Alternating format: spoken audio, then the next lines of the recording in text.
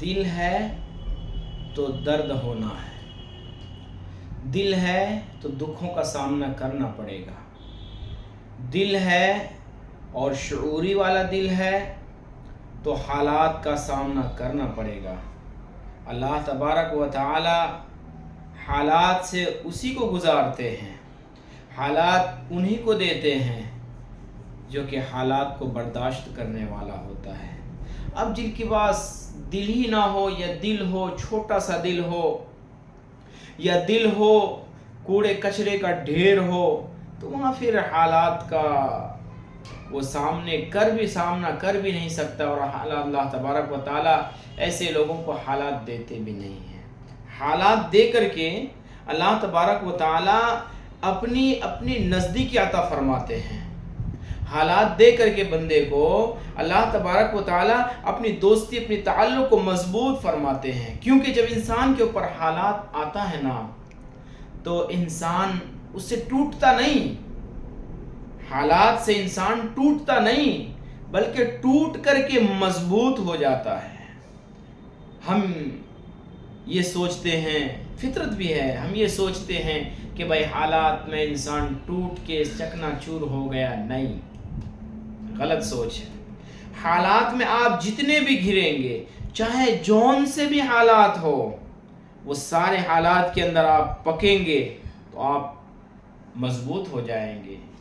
آسان سی مثال میں دوں نا آپ کو، مٹی کا برتن لینے جاتے ہیں بازار میں تو اس کو ٹھوک بجا کر کے دیکھتے ہیں، کیوں؟ کہ بھائی مضبوط لینا ہے، کیوں؟ کہ اچھا لینا ہے، کیوں؟ کہ پکا ہوا لینا ہے۔ اب اس ہنڈی سے ذرا پوچھو تو صحیح کہ تو اتنا اچھا، تو اتنا مضبوط کہاں سے ہو کے آیا ہے؟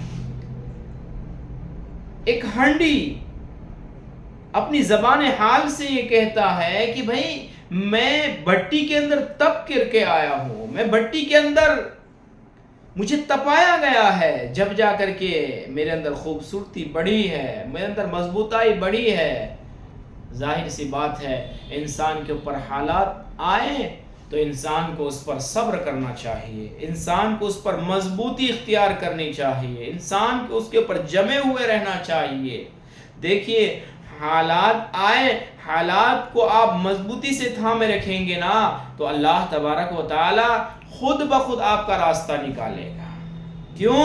کہ جو بندہ اللہ تبارک و تعالیٰ کے اوپر اپنے سارے حالات کو چھوڑ دیتا ہے نا تو پھر اس حالات کا کفیل خود اللہ کی ذات بن جاتی ہے، کیونکہ اللہ تبارک و تعالی اپنے بندوں کو 70 ماؤں سے بھی زیادہ پیار کرنے والی ذات ہے۔ وہ بھلا ایک انسان کو جو گلا شکوہ نہ کرے، ایک انسان کو جو کسی کے پاس اپنے اللہ کی کوئی بات نہ کرے، جو بندہ اپنے کسی بھائی کے پاس اپنے اللہ کی کوئی شکایت نہ کرے، بھلا اس بندے کو اللہ تبارک و تعالی کیسے حالات میں چھوڑ سکتا ہے؟ ہاں، حالات میں رکھے گا ضرور لیکن کفیل بھی بنے گا، حالات میں رکھے گا ضرور لیکن معین و مددگار بھی وہی اللہ ہوگا۔ ہمیں چاہیے کہ ہم ہر حالات میں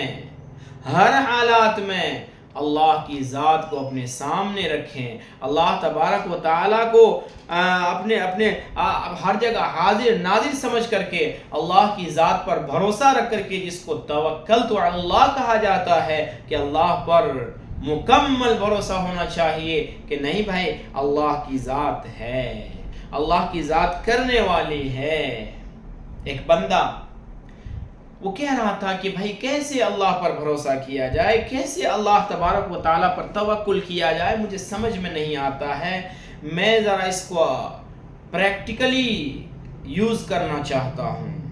نوجوان تھا، اس نے اپنی ماں کو کہا کہ میں آج جا رہا ہوں، میں کھاؤں گا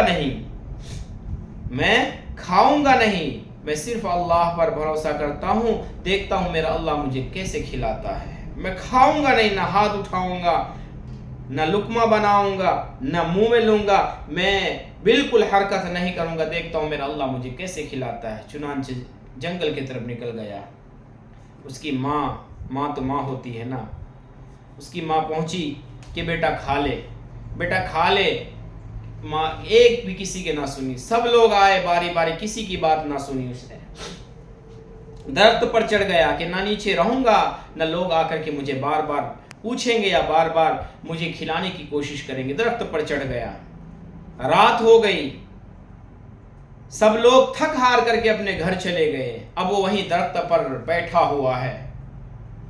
چوروں کا گزر ہوا، گھر والوں نے جب بہت کوشش کی، تھک ہار گئے، تو انہوں نے سوچا کہ کھانا یہاں رکھ دیتا ہوں، بھوک تیز لگے گی تو اس کی نادانی ختم ہوگی، اپنے اتر کے کھا لے گا۔ گھر والے اپنے گھر چلے گئے، چوروں کا گزر ہوا۔ چوروں نے دیکھا کہ بھائی یہاں کھانا رکھا ہوا ہے، اور چوروں نے کافی اچھا مال کی کہیں سے دبا لایا تھا، کہیں سے چوری ڈاکہ زنی کر لایا تھا، کہیں سے راہ گیری کر لایا تھا۔ تو چوروں نے دیکھا کہ بھائی نیچے کھانا رکھا ہوا، آس پاس کوئی نظر نہیں آ رہا، تو ان کے گروپ والوں میں سے ایک کی نظر اوپر اٹھی تو دیکھا درخت پر ایک بندہ بیٹھا ہوا ہے۔ تو ان چوروں نے کہا، آپس میں مشورہ کیا کہ بھائی ضرور اس کی سازش ہے، ضرور اس کی کوئی سازش ہے، اس کھانے میں ہو سکتا ہے کوئی زہر ملا ہوا ہو اور یہ ہمیں کھانا کھلا دے، ہمارا ہم سارے کے سارے مر جائے اور ہمارا مال یہ لینے کے چکر میں ہو، لہذا اس کو اتارا جائے، اتار کر کے اس کو کھلایا جائے۔ چنانچہ چوروں نے اپنا سارا کا سارا مال رکھا، اس کو درخت سے اتارا، نیچے اتارا، نیچے اتارنے کے بعد اس کو کہا کہ بھائی یہ کھانا رکھا ہوا ہے، کھا لے۔ تو اس نے تو توکل کیا ہوا تھا نا کہ دیکھتا ہوں میرا اللہ مجھے کیسے کھلاتا ہے۔ چوروں کو اور شک بڑھنے لگا، اس نے چوروں کو کہا کہ میں نہیں کھاتا، میں نہیں کھاؤں گا، دیکھتا ہوں میرا اللہ مجھے کیسے کھلاتا ہے۔ اب چور تو چور ہے نا بھائی، چوروں نے سوچا کہ نہیں اس میں ضرور زہر ملا ہوا، اس لیے یہ بندہ نہیں کھا رہا ہے۔ اب چوروں نے دے مارنا شروع کیا، مارتے مارتے، مار جوتے سر میں، مار جوتے جسم میں، مار کر کے اس کو اس کھانے کو کھلایا۔ وہ بے ساختہ بول پڑا، بے ارادہ بول پڑا کہ وہ اللہ بغیر کمائے کوڑے بھی کھلا سکتا ہے، وہ اللہ چاہے تو جوتے مار کر بھی کھلا سکتا ہے۔ ہاں، اللہ پر بھروسہ رکھنا بہت ضروری ہے، اللہ پر بھروسے کو مضبوط کرنا بہت ضروری ہے، اللہ پر اپنے اعتماد کو، اپنے اعتقاد کو جمانا بہت ضروری ہے۔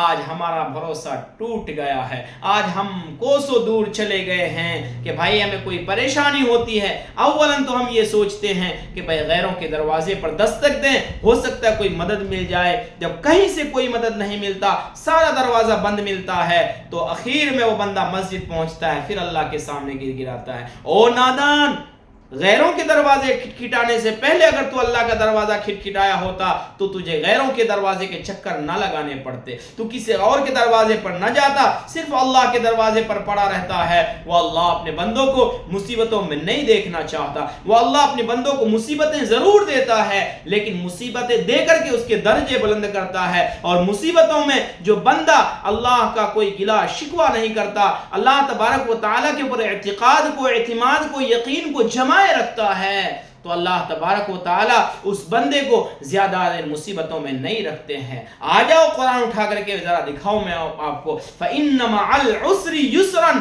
إِنَّ مَعَ الْعُسْرِ يُسْرًا، کہ دو آسانیوں کے درمیان اللہ تعالیٰ نے ایک مشکل کو رکھا ہے، دو راحتوں کے درمیان میں ایک مصیبت کو رکھا ہے، دو آشائشوں کے درمیان میں ایک مصیبت کو اللہ تعالیٰ نے رکھا ہے، تاکہ اے انسان تو آرام بھی کر، تھوڑی پریشانی، تھوڑی مصیبت آئے تو اللہ کو بھی یاد کر لیا کر، لیکن ہر لمحے ہمیں اللہ کو یاد کرنا ہے، اللہ پر مضبوط اعتقاد کرنا ہے، اللہ تبارک و تعالیٰ کی ذات پر مضبوط یقین رکھنی ہے۔ آج نے ہم نے اپنے دل کو ویران کر رکھا ہے، دنیا کی محبتوں میں اپنے دل کو ویران کر دیا ہے ہم نے۔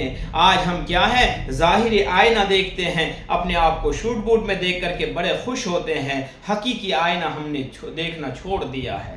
یہ ظاہری آئینہ ہمیشہ جھوٹ بولتی ہے، یاد رکھیے گا۔ یہ ظاہری آئینہ آپ کے نشو نما کو دکھلاتی ہے، یہ ظاہری آئینہ آپ کے چہرے کو دکھلاتی ہے، یہ ظاہری آئینہ آپ کے شکل و شباہت کو دکھاتی ہے، لیکن دل جو حقیقت، جو اللہ تبارک و تعالیٰ کا منبع ہے، جو اللہ تبارک و تعالیٰ کی جگہ ہے، یہ آئینہ وہاں تک انسان کو نہیں لے جاتی ہے۔ اس لیے آپ وہ آئینہ تلاش کیجئے، آپ وہ آئینہ تلاش کیجئے جس سے اللہ کا راستہ مل جائے، اللہ کا راستہ مل جائے۔ دل کو صاف کیجئے، دل کو مضبوط کیجئے، دل کو اللہ تبارک و تعالیٰ کی حقیقی جگہ بنائیے، دل کو اللہ کا سچا اور پکا گھر بنائیے۔ جب دنیا کی گندی محبتیں، دنیا کی گندی ساری کی ساری گندگیاں نکلے گی تو اللہ کی محبت آٹومیٹک اس دل میں بیٹھ جاوے گی۔ جب اللہ کی محبت بیٹھے گی پھر اللہ تبارک و تعالیٰ کی ذات کے سوا ہمیں غیر اللہ نظر نہیں آئے گا۔ آج ہمارا دل غیروں کی محبتوں سے بھرا ہوا ہے، اس وجہ سے ہم سیدھے راہ پر نہیں چل پا رہے ہیں۔ آپ اندازہ لگائے نا، ہمارا دل سنوارا ہوا رہتا، ہمارا دل سنوارا ہوا رہتا تو ہمیں سیدھا راستہ دکھلاتا۔ میں آپ کو مثال دے کر کے بتلاؤں، پیر کا کام کیا ہوتا ہے بھائی؟ چلنا۔ ہاتھ کا کام کیا ہوتا ہے بھائی؟ پکڑنا۔ آنکھوں کا کام کیا ہوتا ہے؟ دیکھنا۔ کانوں کا کام سننا۔ زبان کا کام بولنا۔ دماغ کا کام سوچنا۔ اب کوئی بندہ آپ سے ناراض ہے، آپ اس سے کہیں کہ السلام علیکم، وہ آپ سے چہرہ پھیر لیتا ہے، تو کوئی اسے پوچھے کہ کیوں نہیں دیکھ رہے ہو؟ کہ دل نہیں چاہتا کہ میرے ساتھ چل، ذرا چوراہے سے گھوم کر کے آ جائے، ذرا پکوڑے بکوڑے کھلا کر کے تجھے لے آؤں، چائے پلا کے لے آؤں۔ چلنا پیر کا کام ہے لیکن دل نہیں چاہتا، دل نہیں چاہتا کہ جلد ذرا کوئی کام کر دے، میرا ہاتھ بٹا دے، کہ میرا پکڑنے کو دل نہیں چاہتا۔ چل میری بات سن لے، یا تیرا ماں باپ کچھ کہہ رہا اس کی بات سن لے، کہ سننے کو دل نہیں چاہتا۔ تو پتہ کیا چلا کہ بھائی دل کا تعلق جسم کے تمام اعضاء سے ہے۔ اگر دل سنوارا ہوا رہے گا، دل حقیقی معنی میں اللہ کا منبع، اللہ کا گھر بنا ہوا رہے گا، تو یقیناً اس دل سے اچھے فیصلے نکلیں گے، ہماری سوچ بھی اچھی ہوگی، ہمارا پکڑنا بھی اچھا ہوگا، ہمارا چلنا بھی اچھا ہوگا، ہمارا سننا بھی اچھا ہوگا، ہمارا دیکھنا بھی اچھا ہوگا، ہمارا بولنا بھی اچھا ہوگا۔ گویا دل صحیح رہا تو ہمارے تمام کے تمام اعمال سنور کر کے سامنے پیش ہوگی، ہمارے تمام کے تمام اعمال سیدھا اور صراط مستقیم کی طرف نکلے گی۔ اگر ہمارا دل ہی خراب رہا تو یاد رکھیں، یہ دل اگر خراب ہو گیا، گندا ہو گیا، میل و کچیل سے بھر گیا تو یہ غلط راستے اختیار کروائے گی، اور غلط راستے پر چلا کر کے جہنم کے دہانے تک ہمیں پہنچ